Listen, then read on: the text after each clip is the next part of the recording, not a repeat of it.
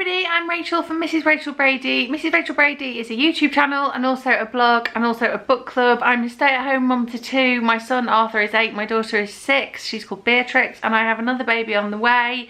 I'm 37 weeks pregnant tomorrow. Today's video is all about this amazing book. So it came out like probably 10 years ago or something like that. It's called French Children Don't Throw Food.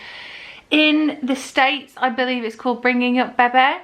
So the whole premise of the book and what it says on the back is the book everyone is talking about how the French managed to raise well-behaved children and have a life. How can French babies sleep through the night? Why do French children happily eat what's put in front of them? How can French mothers chat to their friends while their children play quietly?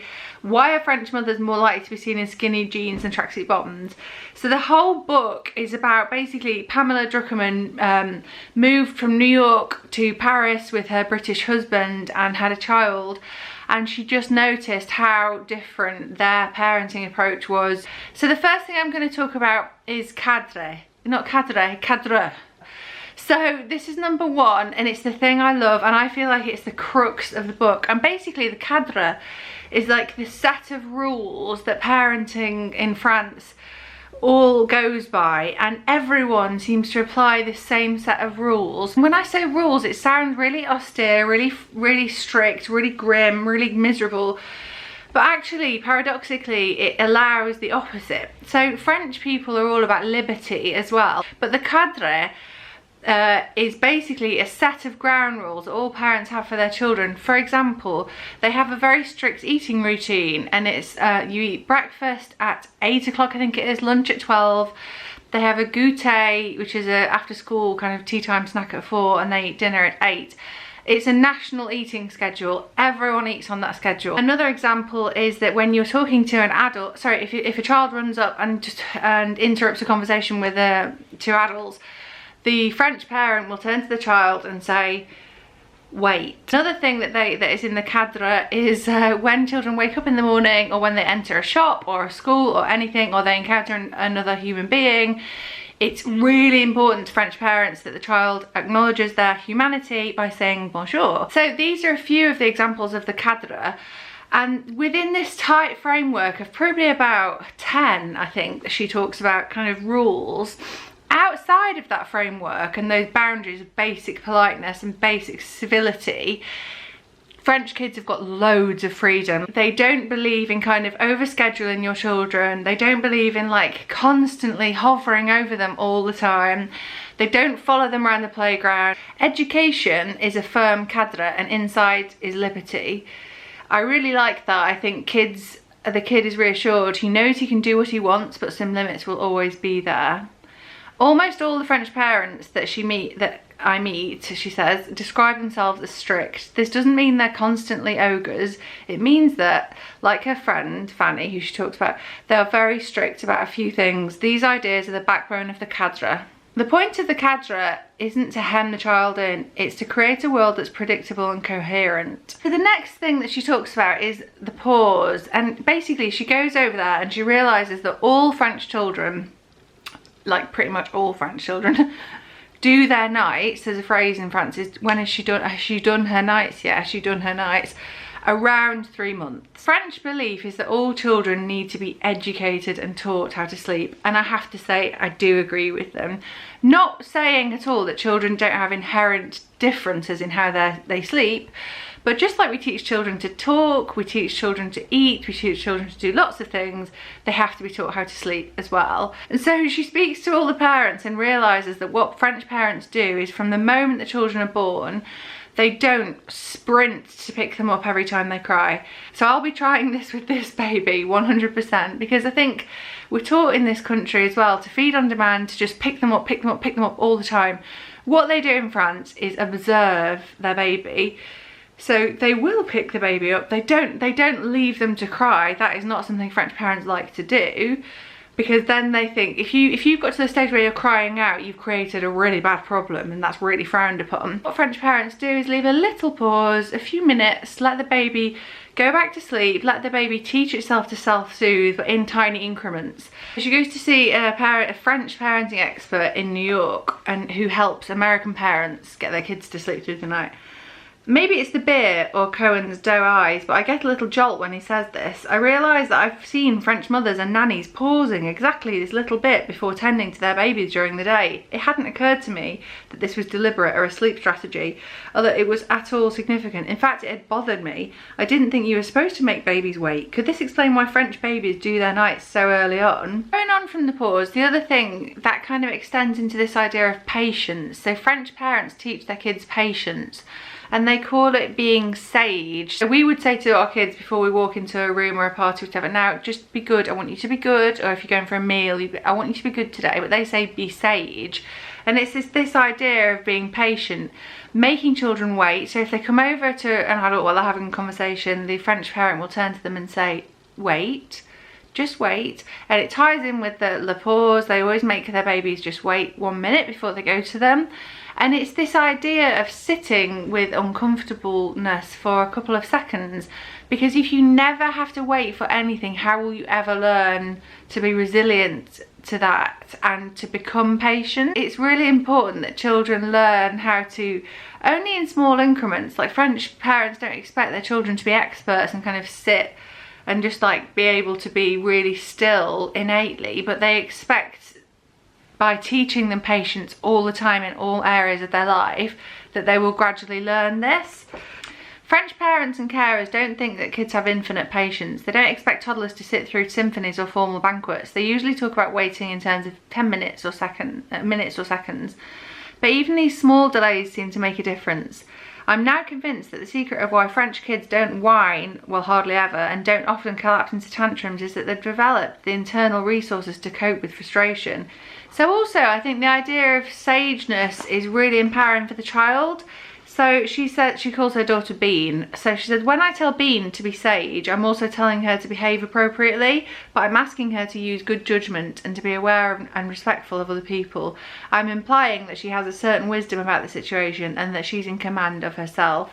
Underlying all of this is the idea that I trust her. So the next thing I really like about this book and the French approach is the aspect of childcare and daycare. Whatever you're feeling about a mother being separated from her child at a very young age, the positives are that as a society it's very cohesive. So this childcare is such high quality. The people who work there are really highly qualified. It's a really respected career, whereas I think over here it's like private nurseries.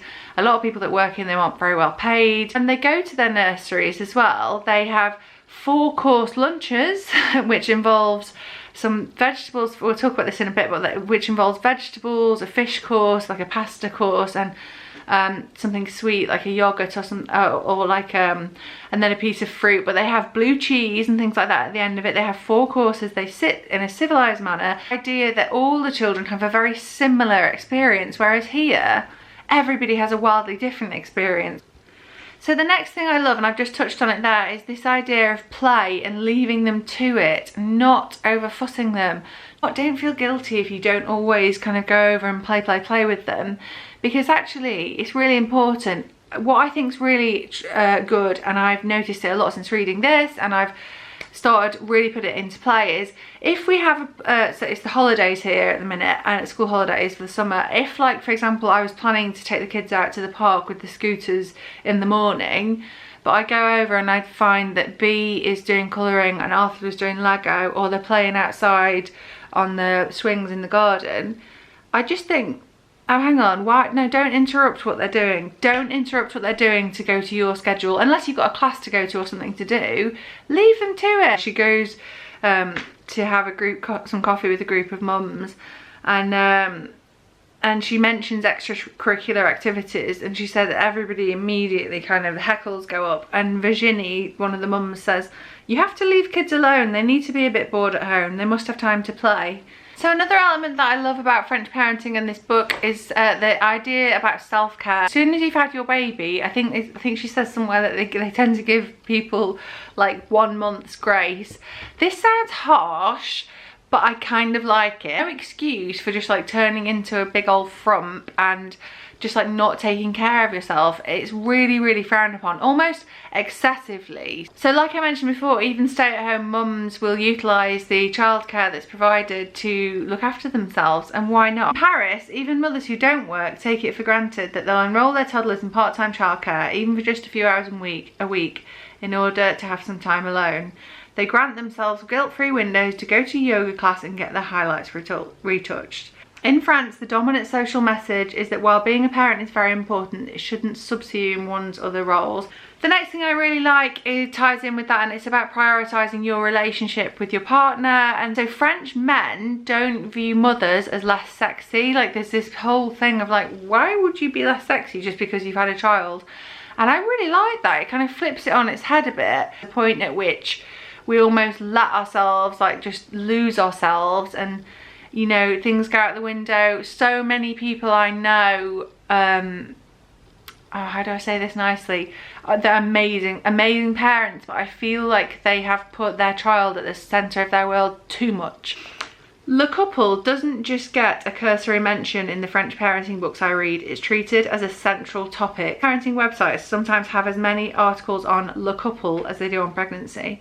And this is in quotes. The child must not invade the parent's whole universe. For family balance, the parents also need personal space. So one of the biggest things I like about this book is about children's diets and fussiness and so on. In France, like I said, they have the childcare, which is all really standardised, and they have these 4-course meals, so everybody has the same experience. The thing that we've taken from the book that we now do, sorry that's my dog, is we say that, so I serve the vegetables at dinner, and I say to Arthur, look, French children have one bite of the vegetable every single time, and if you don't want to eat anymore, that's fine, but you take a bite, because they've scientifically proven that if you keep taking a bite of that vegetable, eventually you'll like it. And the other thing that they do is they put down a vegetable starter before they have their main meat or fish or pasta course, which I think is a really, really good idea. And I've done this before, which is the kids are absolutely starving, they're moaning and asking when's dinner, as I'm cooking it. I've put out a few vegetable crudités. Jamie Oliver has mentioned this before, it's a really good tip.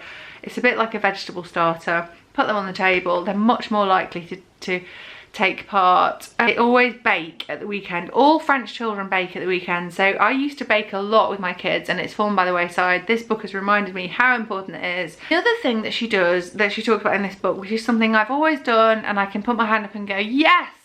I was right. Well, I'm with the French on this. There's no right or wrong, is there? But I'm a massive believer in stop over snacking your children. In our culture, I think we've got this snacking thing. I don't snack particularly. I might have like a little something mid-morning, but very, very often I don't. The French have one snack per day. It's called goûter, and it's even a verb, like have you goûted, or would you like to come over to goûter? They have this goûter at 4 o'clock. I do actually like giving the kids an after-school snack as soon as they walk through the door. Try and make it fairly healthy. That will get them through to when we have our dinner, which is about 6. But in France, they have a goûter at 4 and they have a much later dinner with the whole family at like 8 o'clock. So French kids typically only eat at meal times and the afternoon goûter. I've never seen a French kid eating pretzels or anything else in the park at 10 AM. Last thing, and it's something that, a theme that is going all the way through the book, is this idea about awakening. It crosses lots of different areas, and it's basically you're guiding them to be sage, you're teaching them about diet and things like that. You're awakening them, but you're letting them explore things for themselves. You let them discover play for themselves. You let them get bored and like find things to do. So she takes them to some swimming lessons, and she's really excited about these swimming lessons. And in the lesson, they don't do anything.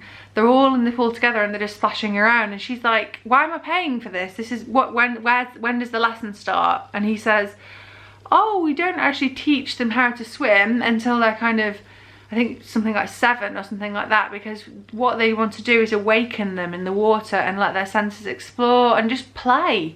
French parents aren't just doing things differently. They have a whole different view of how kids learn and who they are. Like American and English parents want to speed everything up. Like, oh, I want my child to read at 3. I want my child to swim at 2. And the answer really is, or the approach from French people is, why would you want to do that? Parents do sign their kids up for classes, but it's not worn as a badge or to boast about. It's to have fun. French parents believe in awakening and discovery. So there you have it. I could go on and on and on, and all I can say really is I probably haven't done a very good job today in expressing some of these things. Really, you just got to read it. So let me know, have you read the book? Did you enjoy it? Did you absolutely hate it? Because I very much realised that I could be like waxing lyrical and you guys might be like not coming from that place of parenting at all. I'm a huge believer in you've got to parent how you parent. Like, don't try and be a routine Gina Ford Parisian mom or whatever if that is not who you are. But for me, this book really spoke to me. That's it, guys. Give it a thumbs up if you enjoyed it, or a thumbs down if you disagree with every single thing I said. That's fine. Comment below to say hi, and hit subscribe if you haven't already, and hit the alarm bell if you are subscribed to be notified when I post. Okay guys, bye.